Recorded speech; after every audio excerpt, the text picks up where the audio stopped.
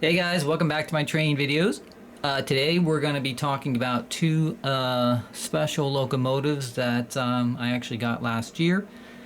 And these are the Central Pacific Jupiter 440 and the Union Pacific 440119, which of course are the very two famous engines that met in Promontory Summit in the Utah Territory at the completion of the Transcontinental Railroad. So, for that anniversary, Lionel produced some of these scale replicas of those two engines for that anniversary. And if you saw one of my previous videos, I did a little review on the Lion Chief version of those, which are sort of the more traditional toy-like models that were just based off a Lionel's old General tooling for their sort of their traditional line. These are totally different. These are actually brass hybrid scale models, and these are just amazing, accurate replicas of the real CP Jupiter and Union Pacific 119 engines that met nose to nose at that famous point in Utah when the Transcontinental Railroad was completed. So I was not expecting to get these engines. Lionel, of course, made these built to order. You had to order them ahead of time.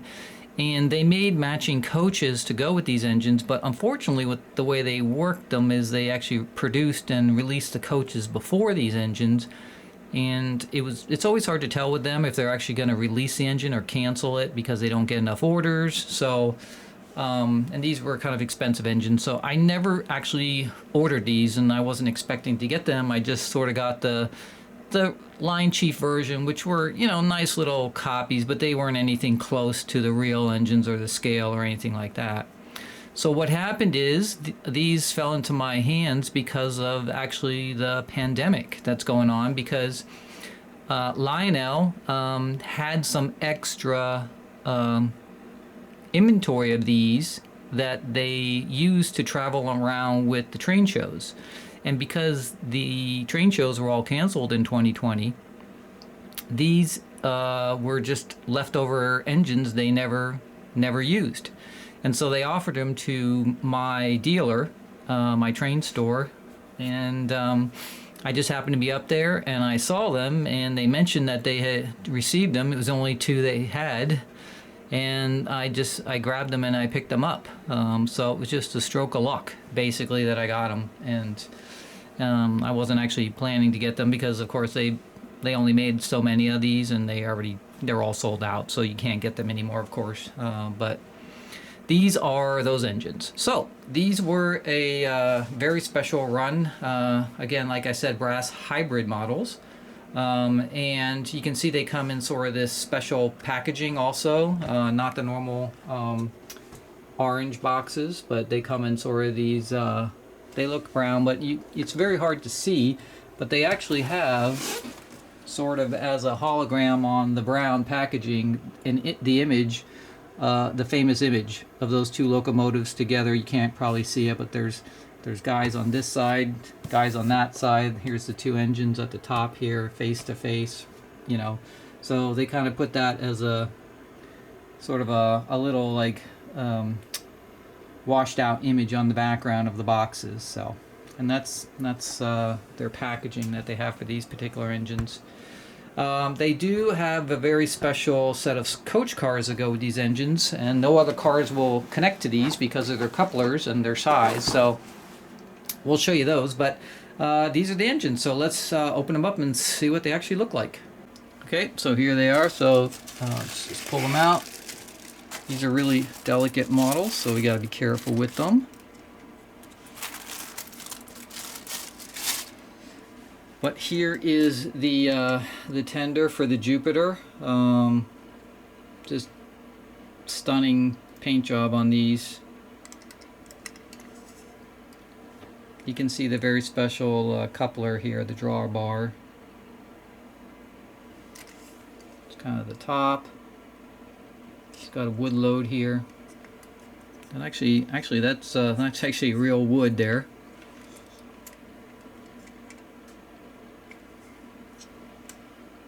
So the paint job on these is stunning.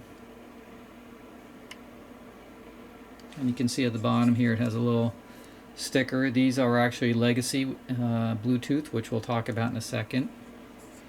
So there's the tender.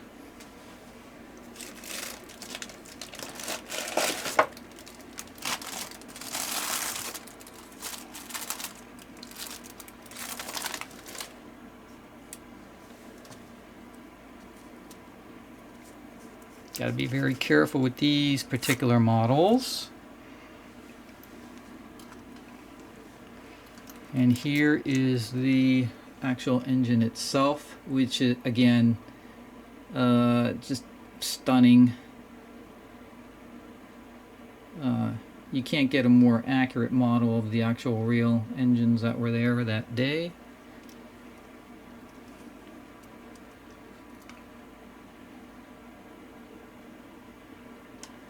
So if you saw my other video on the Lion sheet version of this, you can see that's you're talking about night and day difference between these types of models.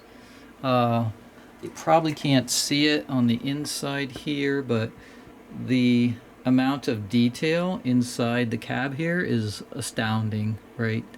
Even legacy models don't have this kind of detail on the inside. Just amazing.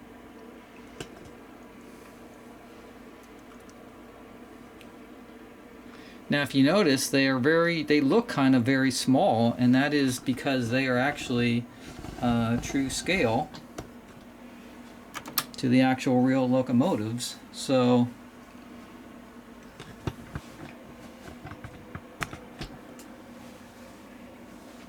even the front here, just amazing paint and detail work on these. So tons of brass details. You got to be very careful when you're handling them.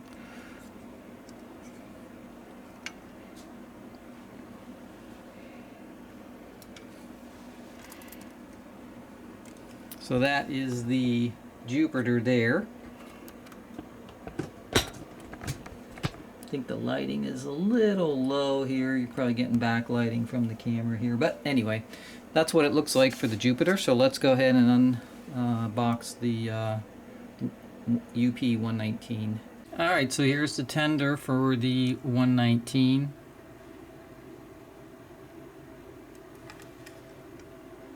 The 119 actually has coal instead of the wood load there. And they have different storage boxes on the top here.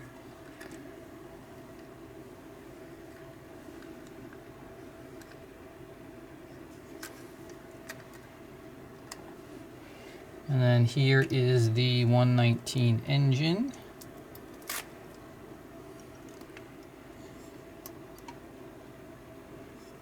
These are all brass right here, so the detail on the top here, just the absolute, every little minor detail was taken care of on these models.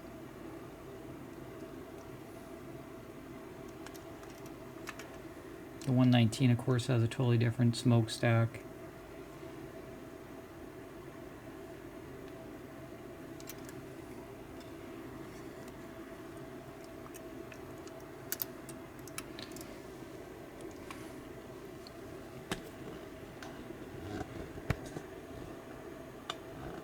Okay, so let's put them side by side so you can see kind of what they look like. Okay, so there they are.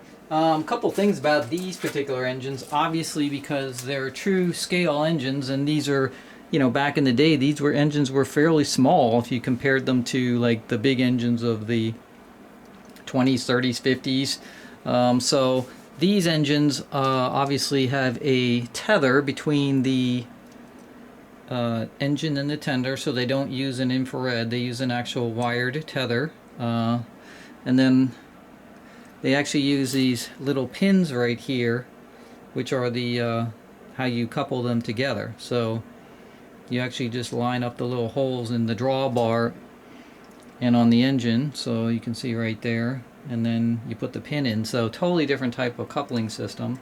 And then you, same thing on, actually that's the back. Here's the front with the drawbar. But anyway, it's a totally different type of system. So we'll talk about the coach cars that go with this, but you'll get these little pins, so you got to be careful not to lose them. Those are the coupling pins. And then you'll have to put in the connect the connector for the engine to tender connection. Now, the reason you have to do that is because these engines are so small, they manage to fit the legacy control system and Bluetooth inside these engines, which are in the actual tender portion, so that's why it needs that connection. There is no smoke on these engines. Obviously, if you look at these, there'd be just no place to put a smoke unit. And the engines and tenders themselves don't have any sound either, like the normal legacy engines would. That's actually taken care of in the coach cars themselves. So these actually are just legacy, but the fact that they even squeezed all that into these engines was pretty cool to begin with. So let's put them on the track so you can see kind of what they look like, and then we'll talk about the coach cars. So just a quick tip, before you put it on the track, you do have to put your tether on first. So the first thing you're going to want to do is plug that in. It really only goes in one way, so, and just gently push it in. It doesn't really click, it just sort of slides on in a friction fit. And then what you're going to do is turn your locomotive over, and really, I don't know if you can see it, but you're just going to slide the drawbar in the slot right here. And then you're going to probably spend 10 minutes trying to get this little tiny pin inside there with your fingers. You might want to use a little needle nose if you can't get in there with your fingers. I've dropped it like 3-4 times, just like I did now. And you're just going to have to play with it. But what I did is I put the drawbar in there in the slot, and I put the pin in the hole in the top, and then I just kept moving the drawbar around until the pin just fell through. And that's the easiest way to do it. I didn't want to scratch the paint with a needle nose. So the pin's in there. I'm just going to move it around, hopefully, till it falls in. And then once it falls in, I'll be set. And then you can take the whole unit and you can put it on the track. Okay, so the program run switch is actually under the little box right here. It's right on the top, which is convenient. So you can program it to whatever you want. So we're going to move it to program there. I got power on the track. And let's see, this is let's see, 60, so we'll program it to on our legacy remote here. So we'll just do engine 60 and set, and we'll see if that actually works. So put this back to run.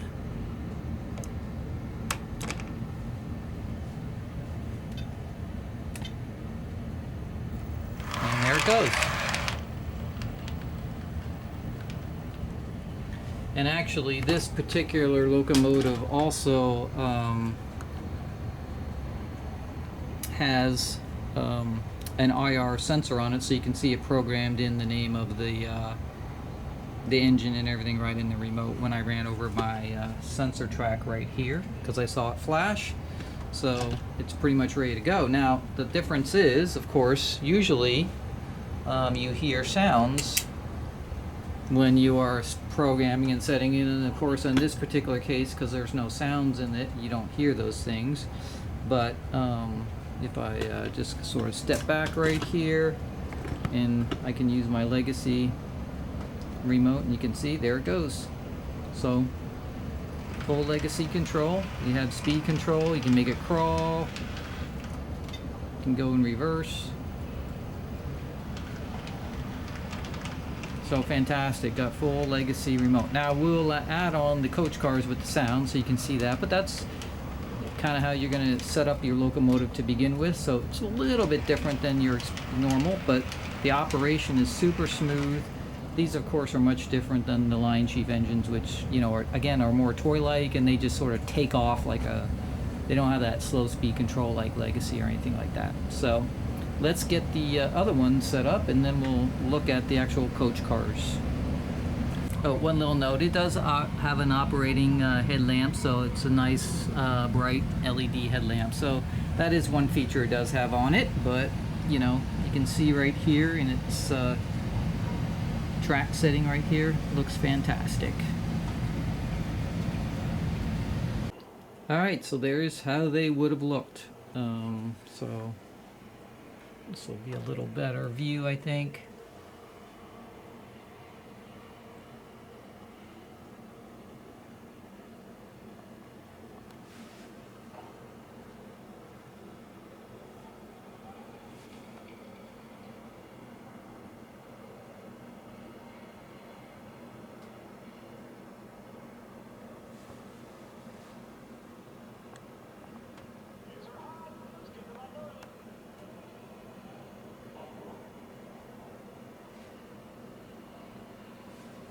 This one actually has a little coal rod here that they give you that you just lay on a pin right here at the top.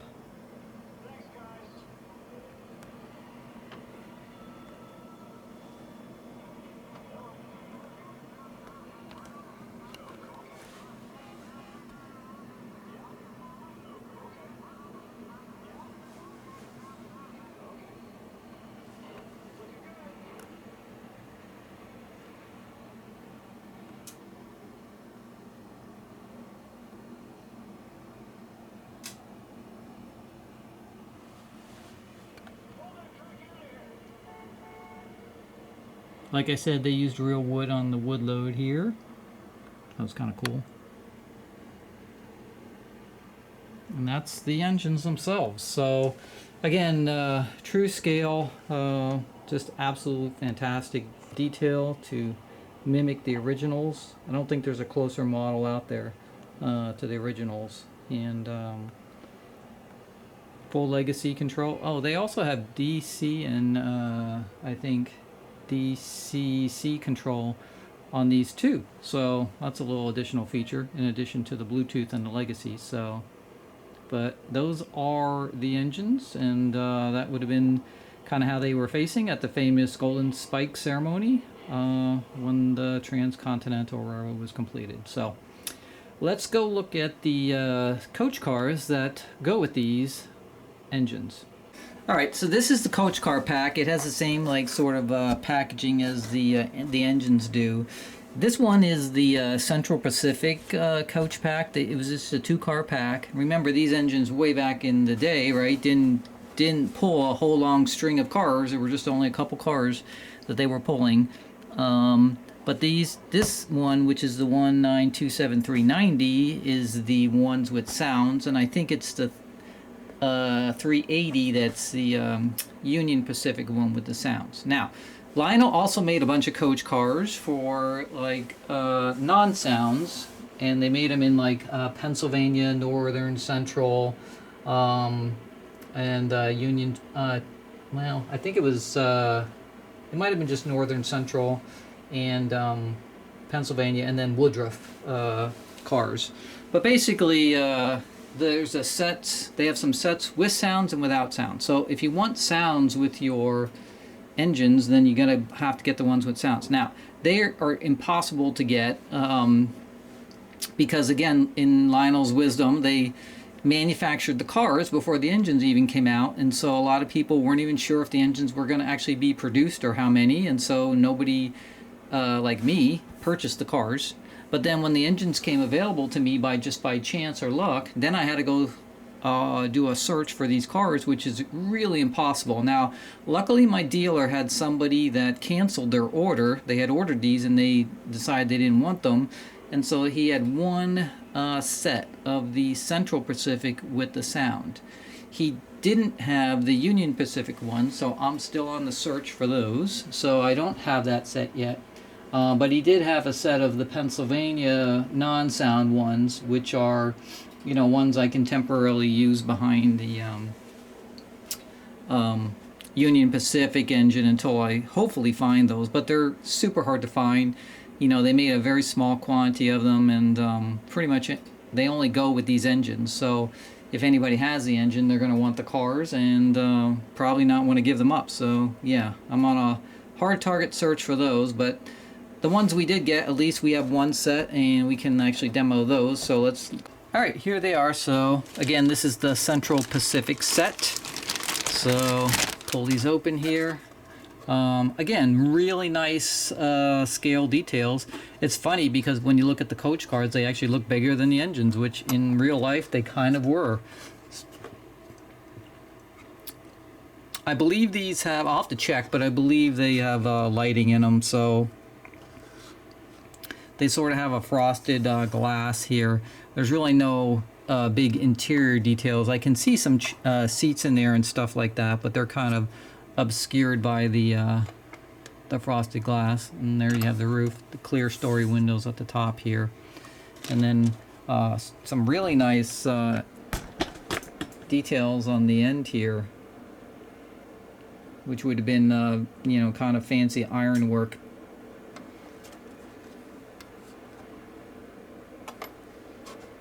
It's funny, it says immigrant car number 69.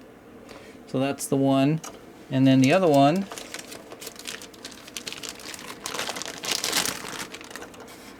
is in a totally different color, more yellowish. Again, a lot of paint detail on it, clear story windows. Same thing with the end here, the detail on the ironwork. The silver palace sleeping car. Now you can see at the bottom here there's a speaker and there's a program run switch and then a volume potentiometer right here. So this obviously is the sound car, and it's got some pickups here for the electrical connections. But you can see here you just have these drawbars, right, with the pins that go through them. And then you have this drawbar over here.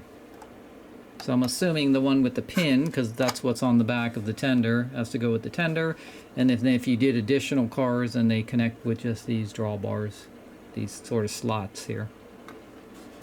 And that's it. So I believe, we'll have to go read the instructions, but you need to program these cars as an actual engine number for them to work. So we'll go check that out and see how you set these up, and then we'll see what they sound like. All right, so I got the sound car on the track here. I got the power to the track. I have it in program mode, and the manual, traditional to Lionel, who their manuals are sometimes a little wonky, says that you should program it to the same ID as the engine. And then the next page it says it should be a unique number, so I have no idea. So I took the engine off the track because I didn't want to mess up the programming, and I just have this on the track by itself. So what we'll do is we'll pick the same engine number for the Jupiter, which is 60. So I'm just on my legacy remote here gonna do 60, and then I'm gonna hit set. Okay, and it did make a noise and everything, so we should be good there. So now I'll power it down and change it back to run mode, and we'll see what happens. Okay, so there's our little consist. I will tell you that the hardest part out of this whole thing is going to be getting this pin here between the, right down here, this little pin. It's hard to see here, but there's that little pin that drops between the tender and the car, and the one between the tender and the engine. I mean, it is so small you can't really get your fingers in there. There's not enough room, and it actually didn't drop down originally, and there was a little paint blocking the hole on the car here that I had to push through first to get it to go through. But anyway, it's really small, tiny and finicky, and those things you got to be really careful you don't lose them, because otherwise you're going to be in trouble. So but it is accurate, so I will give them that. So, okay, we're ready to go. So we have everything programmed to the same number, so we're going to see what happens when we power this up. So let me power up the track. And then we're going to just go ahead and start the engine up here and see what happens. So I do hear sounds. So let's try the whistle, see what that sounds like.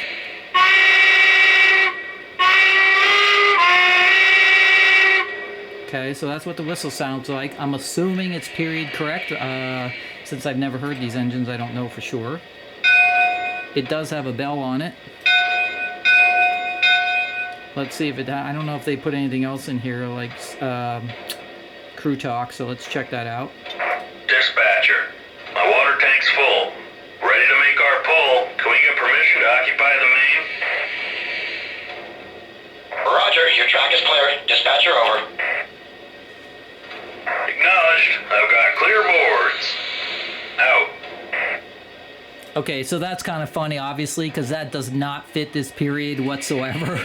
Obviously, they didn't have radios and things like that back then. They were just getting telegraphs up and running and things back in that time period. So there would have been no communication like that between the, the engine and any other communication. So it's kind of funny they stuck that in there. Personally, I would have just left it off if I was designing this, but it is in there. But I would never play it on a period engine like this. So, but let's see if it. We're gonna see if we move it forward. If we get some chuffs or anything. So we do. We do get some sounds.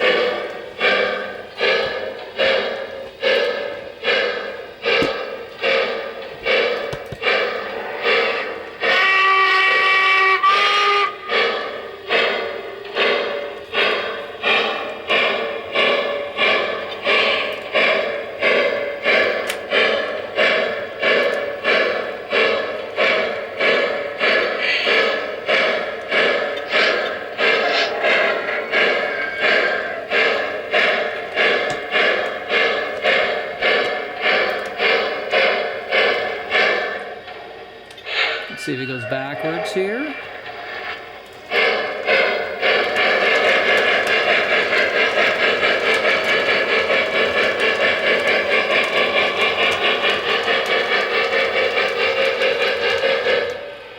So it is kind of nice. At least, even though they couldn't squeeze it in the engine, you still have some sounds. Although they seem to be pretty generic types of sounds. I'm not sure if they're really period accurate or anything like that. But it's better than having zero sounds whatsoever. So let's just give it a run here. Get the camera off the tripod and we'll see what it looks like.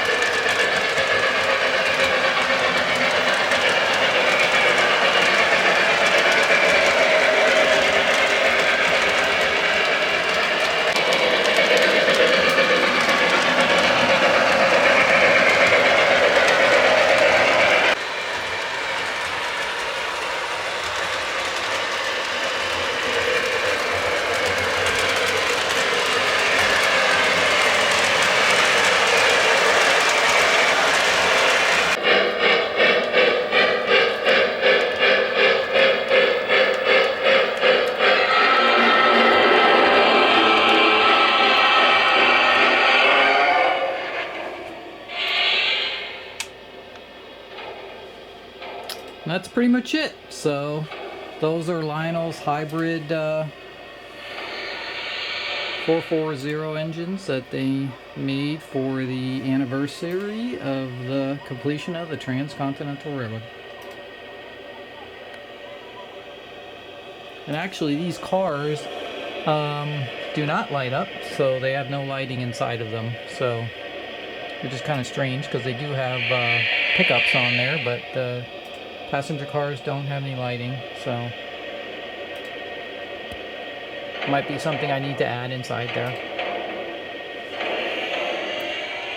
So I hope you enjoyed today's video on Lionel's brass hybrid models.